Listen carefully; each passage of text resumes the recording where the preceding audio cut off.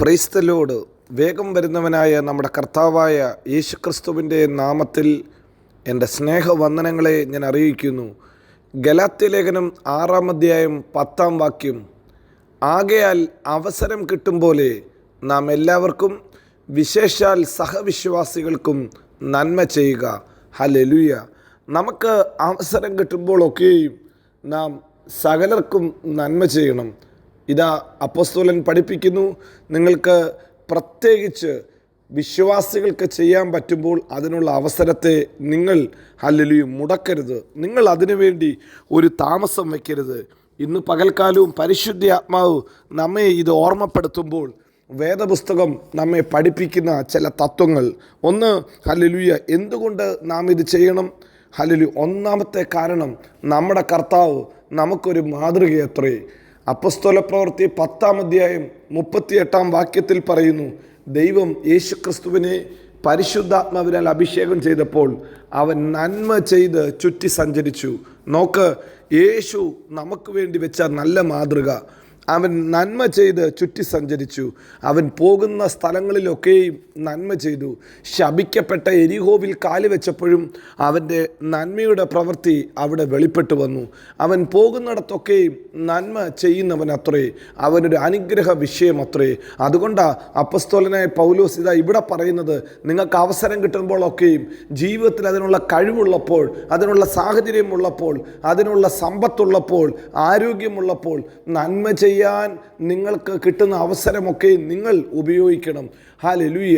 ജീവിതത്തിൻ്റെ ഓരോ സ്ഥലവും, ഓരോ സാഹചര്യവും, ഓരോ സമയവും ദൈവമഹത്വത്തിനു വേണ്ടി നാം പ്രയോജനപ്പെടുത്തണം. അതുകൊണ്ട് ഇതാ കാരാഗ്രഹത്തിൽ കൊണ്ട് പൗലോസിനെ ഇട്ടാലും അതിൻ്റെ പുറകിലെ ദൈവവിളി അദ്ദേഹം തിരിച്ചറിഞ്ഞു. ഹല്ലേലൂയ. എൻ്റെ ചങ്ങലയ്ക്കകത്ത് പോലും ഞാൻ പ്രശംസിക്കുന്നു എന്ന് പറഞ്ഞതിൻ്റെ കാരണം അതാ.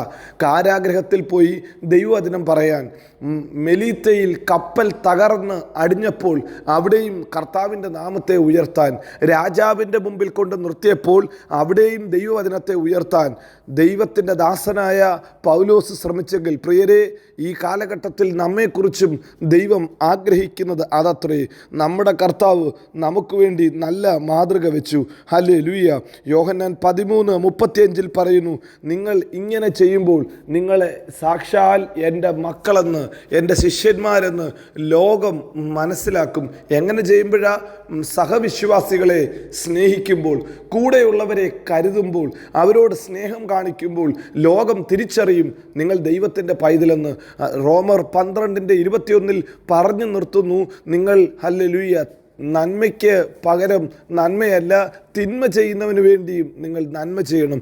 ആകയാൽ ഹല്ലേലൂയ നന്മയാൽ നിങ്ങൾ തിന്മയെ ജയിക്കണമെന്ന് ഹല്ലേലൂയ നമ്മെ പഠിപ്പിക്കുന്നു. പ്രിയരെ, ഹല്ലേലൂയ നമ്മെ സ്നേഹിക്കുന്നവരെ മാത്രം സ്നേഹിച്ചാൽ നമുക്ക് എന്ത് ഉപചാരം കിട്ടും എന്ന് യേശു ചോദിച്ചത് അതുകൊണ്ടാണ്. നിങ്ങളുടെ വലത് കൈ ചെയ്യുന്നത് ഇടത് കൈ അറിയാതെ നിങ്ങൾ രഹസ്യത്തിൽ ചെയ്യുമ്പോൾ നിങ്ങളുടെ കർത്താവ് നിങ്ങളെ മാനിക്കും. നിങ്ങളുടെ കർത്താവ് നിങ്ങളെ ഉയർത്തും. ഒന്ന്, നമ്മുടെ കർത്താവ് വെച്ച് തന്ന ഉദാഹരണം. രണ്ട്, പരിശുദ്ധാത്മാവ് നമ്മിൽ വസിക്കുന്നത് കൊണ്ട് നാം മറ്റുള്ളവരെ കരുതണം. പരിശുദ്ധാത്മാവിൻ്റെ ഒരു സ്വഭാവം അത്രേ ആ ഗുഡ്നെസ്, ആ നന്മ പ്രവർത്തികൾ. പരിശുദ്ധാത്മാവ് അല്ലെങ്കിൽ നമ്മിൽ വസിക്കുന്നു എങ്കിൽ നമ്മുടെ ശരീരം പരിശുദ്ധാത്മാവിൻ്റെ മന്ദിരമെന്ന് നാം തിരിച്ചറിയുമ്പോൾ നമ്മുടെ ശരീരം കൊണ്ട് ദൈവത്തെ മഹത്വപ്പെടുത്താൻ പറ്റും. ഒരു നാഴിക, അതുകൊണ്ടാണ് ഒരാൾ നടക്കാൻ വിളിച്ചാൽ 2 നാഴിക പോകണമെന്ന് യേശു ഉപദേശിച്ചത്. നാം ഇന്ന് രാവിലെ സമയത്തും വിശേഷാൽ നിങ്ങളുടെ വിശ്വാസികൾക്ക് വേണ്ടി ഒരു ചുവടുകൂടെ വെക്കുവാൻ നിങ്ങൾക്ക് സാധിക്കുമോ?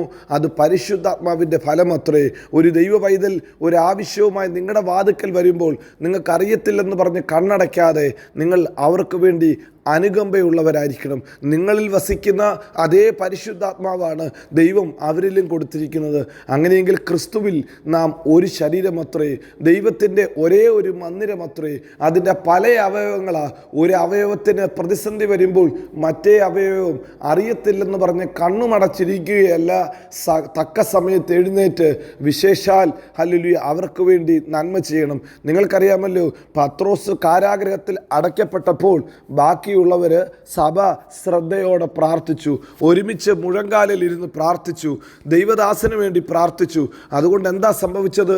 അന്ന് രാത്രിയിൽ തന്നെ ദൈവം തൻ്റെ ദൂതനെ അയച്ച് കാരാഗ്രഹത്തിൽ നിന്ന് പത്രോസിനെ വിടുവിച്ചു.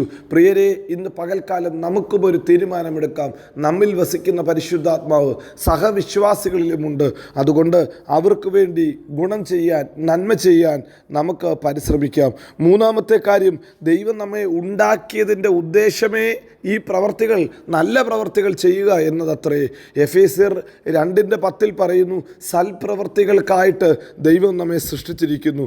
അതുകൊണ്ട് ഇന്ന് പകൽക്കാലം നമ്മുടെ കർത്താവിനെ നമുക്ക് ഉയർത്താം. ഹല്ലേലൂയ. അപ്പോസ്തല പ്രവർത്തികളിൽ 2-ാം അധ്യായം 45-ാം വാക്യത്തിൽ നാം ഇങ്ങനെ വായിക്കുന്നു, ആദിമസഭ തങ്ങൾക്കുള്ളതൊക്കെയും വിറ്റ് ഹല്ലേലൂയ എല്ലാം അപ്പോസ്തലന്മാരുടെ കാൽക്കൽ കൊണ്ടുവന്നു, മറ്റുള്ളവരെ കരുതുവാൻ, സഭയെ കരുതുവാൻ. അതുകൊണ്ട് ഇന്ന് രാവിലെ നന്മ ചെയ്യാൻ നിങ്ങൾക്ക് അവസരം ലഭിക്കുമ്പോൾ അതിന് പ്രാപ്തിയുള്ളവർക്ക് കൊടുക്കുക. നന്മ ചെയ്യാൻ അവസരമുള്ളപ്പോൾ വിശേഷാൽ നിങ്ങളുടെ വിശ്വാസികൾക്ക് വേണ്ടി, വിശ്വാസ സമൂഹത്തിന് വേണ്ടി ചെയ്യാൻ നിങ്ങൾ തയ്യാറാകണം. നിങ്ങൾ കൊടുക്കുമ്പോൾ നിങ്ങളെ മാനിക്കുന്ന ദൈവമുണ്ട്. സദൃശവാക്യം 11:24 ഇങ്ങനെയാണ് പറയുന്നത്, ഒരുവൻ വാരി വിതറി കൊടുത്തിട്ടും അവൻ വർദ്ധിച്ചു വരുന്നതേ ഉള്ളൂ. അവൻ എത്ര വാരി കൊടുത്താലും അവൻ വർദ്ധിച്ചു വരുന്നതേ ഉള്ളൂ. എന്നാൽ ചിലരെ കൊടുക്കാതെ വെക്കുമ്പോൾ അവൻ്റെ അത് കുറഞ്ഞു പോകും എന്ന് അപ്പോസ്തലൻ ഹല്ലേലൂയ അവിടെ സദൃശ്യവാക്യത്തിൽ ശലോമോൻ രാജാവ് നമ്മെ ഓർമ്മപ്പെടുത്തുന്നു. ഇന്ന് പകൽക്കാലം നമുക്ക് ഒരു തീരുമാനമെടുക്കാം. അവസരം കിട്ടുമ്പോഴൊക്കെയും നാം നന്മ ചെയ്യണം.